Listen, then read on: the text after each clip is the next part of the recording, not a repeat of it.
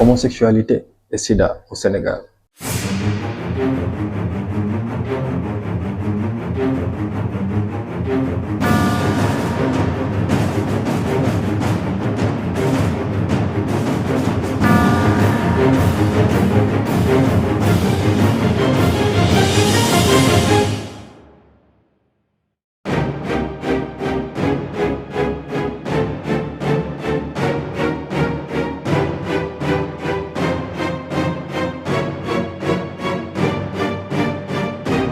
dama leen bëgg a andil 5 faits yuy wane ne que ce régime actuel n'est pas prêt pour criminaliser l'homosexualité au Sénégal. Premièrement, l'annonce du Premier ministre le 24 février 2026 dafa andi benn projet boo xamante ne day durcir daan ñu tegoon sur les homosexuels. jëlee daan bi xamante ne de 1 an à 5 ans la woon yóbbu ko de 5 ans à 10 ans. C'est une bonne chose parce que gën na durcir loi bi mu fi fekkoon mais ba tey il l'a pas criminalisé.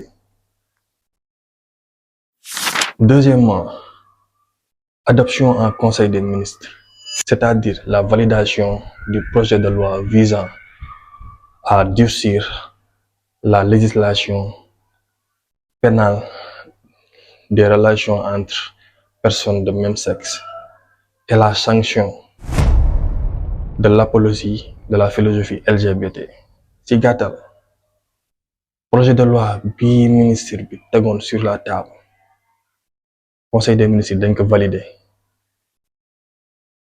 adopte loi boobu noonu bi xamante ne tey sanction boobu day valide et aussi dañuy sanctionner képp koo xamante ne nii da ngay promouvoir wala ngay dooleel lu jëm ci wàllu LGBT mais ba léegi ils ne l'ont pas criminalisé. Troisièmement, arrestation des suspects. Depuis début février 2026, plus de 27 hommes ont déjà été arrêtés, c'est-à-dire lu mat ci 27 nit jàpp nañ leen ñoo xamante ne da leen di tudd ci wàllu homosexualité mooy yi ngeen di dégg fan yëpp sur le cas de Pape Cheikh Diallo, Djiby Dramé et autres. Donc ñoo ngi teg ay pas en avant mais jusqu'à présent waxuñu ba léegi ci lu jëm ci wàllu criminalisation de l'homosexualité. Quatrièmement, pression des mouvements conservateurs, des collectifs comme And Sàmm Jikko Yi.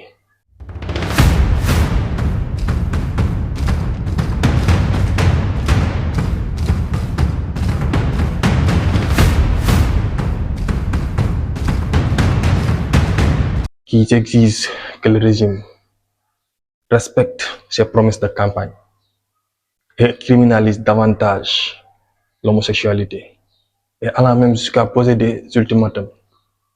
ñëpp xam nañ ne And Sàmm Jikko Yi dañoo yàgg xeex lii di wàllu LGBT ci biir Sénégal te gis nañ que ne depuis que régime bi nekk placé wu commencé gouverner gis nañ ne waxatuñ ci lu jëm ci loolu noonu et ñoom tout le temps ñu ngi teg pression contre pour ñu criminaliser ce phénomène-là.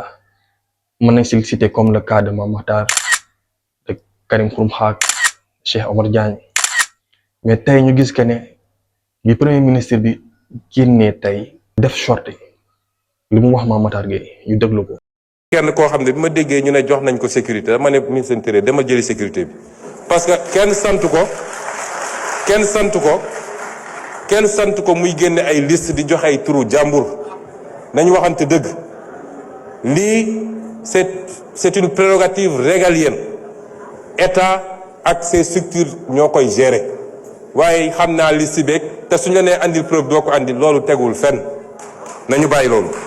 Donc pour ceux qui ne comprennent pas la moo tax le premier ministre a parlé comme ça. C'est-à-dire du premier ministre bi xamante ni il est musulman, il est donc un croyant du moom moo taxaw mais ki taxaw mooy le premier ministre ki xamante ni il a la responsabilité de protéger le Sénégal avantage les Sénégalais pour que le pays va en avant parce que bu doon moom rek gëm nañ que ne day criminaliser l'homosexualité mais dafa am yeneen activité yeneen affaire yu laaxu ci ginnaaw ñoo xamante ne ni tey ñoom ñoo ñuy lebal xaalis ñoom ñoo nekk sur le développement yoo xamante ne Sénégal bu ko bëggee am ci ñooñu lay liggéeyal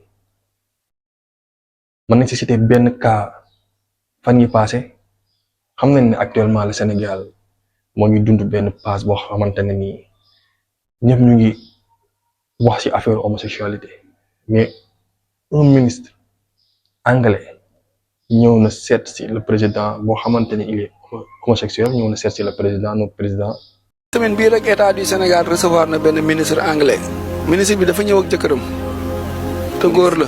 ministre bi. dafa ñëw ak jëkkëram te góor la. te état bu Sénégal moo ko recevoir na ko waaw. ci ay projet ak ay signature ay affaire ay contrat fii ci réew mi fii ci réew mi.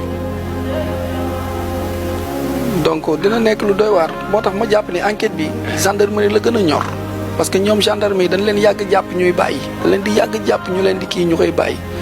waxaam moom et le président l'a accueilli waxaam moom après mu delluwaat donc tous ces faits là day wane ba tey que ne ce régime n'est pas prêt pour criminaliser l'homosexualité. Cinquième et dernier fait, engagement électoral. Le Premier ministre avait déclaré en 2022 lors de sa campagne électorale que s'il est élu, l'homosexualité, la criminalisation de l'homosexualité serait parmi les premiers votés. Mais gis nañ que ne 10 mois après projet bi ba léegi mu ngi en cours ba léegi on l'a pas criminalisé.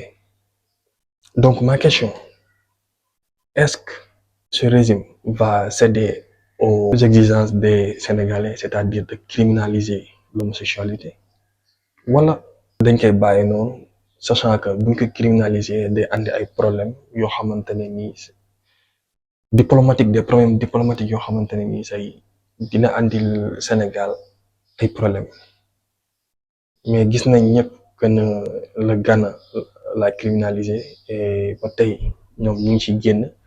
Wala aussi bu fekkee da ngeen gis que ne le Sénégal doit encore rester le poulain de la France, c'est-à-dire di def lépp loo xamante ne ni France bëgg na ko wala il est temps que ñu fépp prendre notre avenir en main. Donc loolu la woon gars yi vidéo bi ma leen di ñaan ngeen abonné liker partager et aussi ngeen wax ma ci commentaire yi seen xalaat ci vidéo bi jaajëf.